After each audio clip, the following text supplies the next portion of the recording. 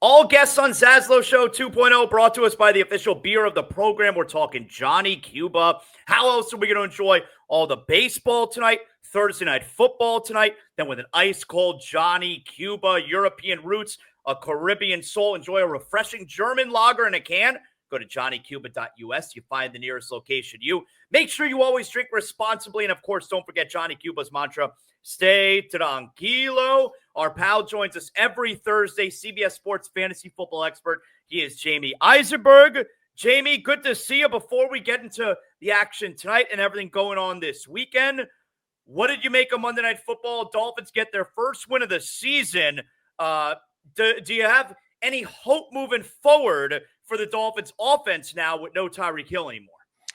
Yes. I thought, they looked as good as they looked all season. Obviously, it helps when you're playing a team like the Jets and how dysfunctional they are. I do think they have a great chance to win this week because the Panthers defense has been up and down, and certainly their offense is struggling. Their offensive line's a mess. So this is an opportunity for the Dolphins to get a road win. It's never ideal to lose a player like Tyreek Hill, but you do have the benefit of Darren Waller and what he could become and stepping up and sort of filling that Jonnu Smith role and maybe taking some of the pressure off of Jalen Waddle now. But Waddle's been paid like, a number one receiver, certainly has the opportunity and the ability to step up and perform like one. Now you get to see what Malik Washington does. This is what the 2026 Dolphins offense could look like, if, wide sweeping changes notwithstanding, coaching staff, general manager, et cetera. But, if Tua is still the quarterback, Waddle's certainly paid like a future top tier wide receiver. I don't know if Waller's the answer, but your trio is now in place of Tua, Achane, and Waddle, and that's as good as a lot of teams have if they perform as they're capable of. So how should Jalen Waddle owners be feeling right now? I mean, you never want to say an injury is going to make people feel happy, but that's the case.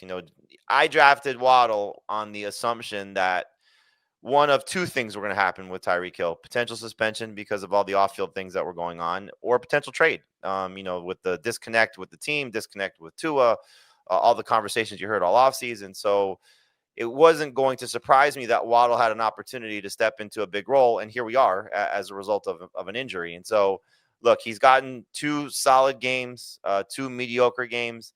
His track record suggests, whether pre-Tyreek, pre-Achane, when there hasn't been those 2 guys on the field, he's been a pretty, productive wide receiver. He's got 26 games in his career with 8+ targets. In those 26 games, he's averaging 18.9 PPR points per game. That's number 1 caliber wide receiver. Not a number 1 wide receiver. That's number 1 wide receiver caliber production. So there's plenty of opportunity here. Tyreek was averaging in the first 3 games of the season basically 8 targets per game, 7.7. So assuming there's a natural bump here, 2 or 3 targets, he was just shy of 6 targets per game was Jalen Waddle. There's huge runway for him to be a superstar rest of the season. What percentage of leagues had Darren Waller rostered? He was 14% rostered in CBSSports.com going into Monday's game, so going into week 4. Right now, he's a little shy of 70% last time I looked. So, understandably so. The name carries a lot of weight. The previous history carries a lot of weight. You see 2 touchdowns. You see an injury to another teammate. There's just a lot to like about the scenario. Now, can he hold up? He hasn't played a full season since, I think it's 2019, 2020. Can he, be that guy that the Dolphins need? It's not a big ask because Jonnu Smith averaged 13.1 PPR points per game, which was amazing. Top 5 caliber tight end last year. Second on the team in targets. Well, here you go. Big opportunity to be, top 3 on the team in targets if you factor in Achane and Waddle now. And then we'll see what Malik Washington does. There's an opportunity for him, there's an opportunity for Nick Westbrook-Kine. Both those guys can step up and fill the Tyreek role, not to the same level, but obviously, opportunity. I would go get Malik Washington if he's still on waivers, just because from a speed element and, future perspective, like this is his now time to shine as well. All right, let's just dive into Dolphins and Panthers before we get to tonight's game then. What do we like? I mean, I very similar. Tua's a low-end starter, so you lose Tyreek, but he's still going to hover around that 20-point-per-game range. We have 4 teams on a bye. You have Lamar Jackson out for this week. So a lot of people looking at the quarterback position, Tua is going to be one of those fill-in options. So not a ton of confidence because of just, again, not having Tyreek Hill on the field, but I think he can get you 180, 202, just like he got last week, 177 and 2. I think that's, very realistic. Achane is my number 1 running back for this week. He's going to get a lot of targets and just work in the passing game. And I don't think the Panthers defense is one to fear. and Waddle is now a top 20 wide receiver. It's not an easy matchup based on the performance for the Panthers so far, but I also think whenever you get a player like this with the expected bump that he's going to get in targets, I'm going to start him again with 4 teams on a bye. And Waller is a top 10 tight end. The Panthers have struggled with the position. On the other side, we have a big injury that we're keeping an eye on, which is the running back spot. So Rico Dowdle went into last week's game with a calf injury.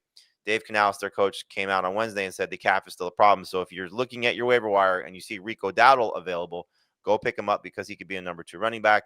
Tommy Tremble had 8 targets at the tight end position last week. The Dolphins have been miserable against tight ends all season. We saw what Mason Taylor just did against them as well. So Tremble's a good streaming option if you're stuck there. And then I think this could be the best game for Teteroa McMillan, their rookie wide receiver. The Dolphins have given up only 3 decent games to wide receivers. 2 of them were very big, though, and it coincided with the target share. So 8 targets from Michael Pittman in week 1, 8 targets for Garrett Wilson in week 4. Both those guys over 20 PPR points, while McMillan averages 8 targets per game. So if he gets that type of work, he should have the chance for his best game to date. All right. What about tonight? Niners, Rams. The Niners side is a disaster. Yeah, I heard you're on a plane to go play wide receiver for them. I mean, that's where they're at right now. They just, no Ricky Pearsall, no Juwan Jennings, obviously no Brock Purdy. Mac Jones, one great game in week 2, one disappointing game in week 3. I'm not going to trust him, though. He's not 100% either. So it's really Christian McCaffrey or bust. If you're desperate, Demarcus Robinson would be my favorite 49ers receiver. He's a former Rams player, so you get that maybe a revenge game narrative, but it's just tough to trust really anybody outside of McCaffrey. And then for the Rams, it's just all systems go. They're one of the easiest teams for what I do for a living is, okay, you got the quarterback, he's going to be sort of a low-end starter. The 2 receivers are must-start guys. The running back's a must-start running back. Make sure, though, that Blake Corum is not sitting on waivers. He's an injury away from being a superstar for the Rams. So Sunday morning, we got another overseas game. In London, you got Vikings and Browns. What do we make of the Vikings these days? It was disappointing to see how they performed against Pittsburgh, but good comeback effort. And I think the one thing that we saw is that Carson Wentz will get the main weapons going. Now, it was a broken play to get Jordan Addison the 81-yard reception that he had, but I'm not going to trust him this week. Browns defense is awesome. Jordan Mason's going to have a real difficult time running against that team. He just doesn't do a lot in the passing game, and they've been fantastic against everybody aside from really Jahmyr Gibbs, but Gibbs on a different level.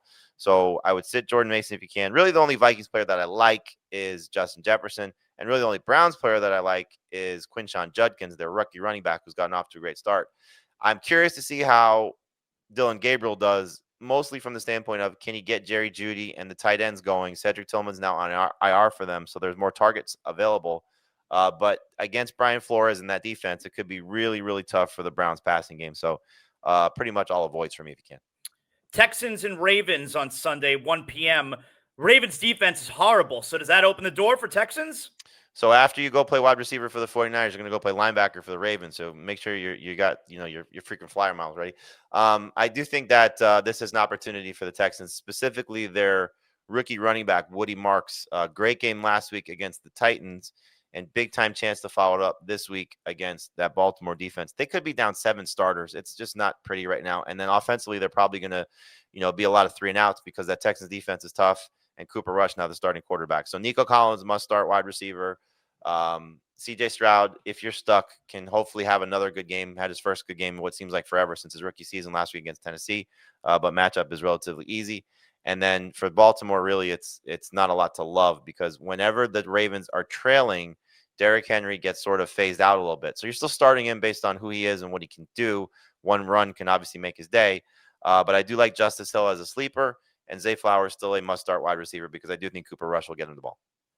I'll ask you real quick about the Giants here. Giants are at the Saints. Miserable game. But Jackson Dart made his debut last week, and now we have no Malik Neighbors. So what do you do there? Well, I do think, again, some waiver wire options. Wan'Dale Robinson and Darius Slayton. Slayton is the one that has the biggest room to grow because he had really a minimal role. And last year, 2 games without Malik Neighbors, he had 11 targets in each game. So going to get a big opportunity here. Dart did some nice things, ran for 54 yards. We like that. It's in the fantasy world. Cam Scatterbo right now has been a stud the last 2 weeks, 27 total touches. We love that. So taking on the Saints, he's a must-start running back. So I think Dart's in the streaming conversation because the Saints defense, and then Scadaboo must start running back. Keep an eye on the receivers, but Slayton is somebody you should pick up. And for the Saints, there's an opportunity for them to have maybe their first win. Alvin Kamara still a must start running back. Curious to see what happens with Jawan Johnson, because there's a chance that Foster Moreau or Taysom Hill come back. So a good tight end so far for the first 4 weeks of the season, may get some competition. Chris Olave is a low end number 2 wide receiver. Just a lot of targets right now going his direction. Let's skip over here, Jamie. Bucks and Seahawks is at 4:05 Eastern on Sunday. What do we like there? So you got to keep an eye on Tampa. Big injury right now is Bucky Irving, their star running back, was in a walking boot and crutches on Wednesday and Thursday. Todd Bowles said he's got to practice on Friday to play. If he's out, Rashad White is a very good sleeper, good replacement option. But Sean Tucker in deeper leagues, last year Tucker played 1 game without White, and he had over 150 total yards and 2 touchdowns. But Rashad White's going to be the guy on passing downs, and Seattle allows the most running back receptions and receiving yards, so he should have a chance to make some plays in the passing game. Chris Godwin last week, shake the rust off game, but did get 10 targets. So, make sure you have, him on your roster. He's available in some 10-team leagues, but could be a good number 3 receiver. Emeka Buka is a must-start receiver until proven otherwise. Baker's low-end starter. For Seattle, it's kind of a tough game for the running back situation. Ken Walker still my favorite over Charbonnet, but he's losing touchdowns to Charbonnet.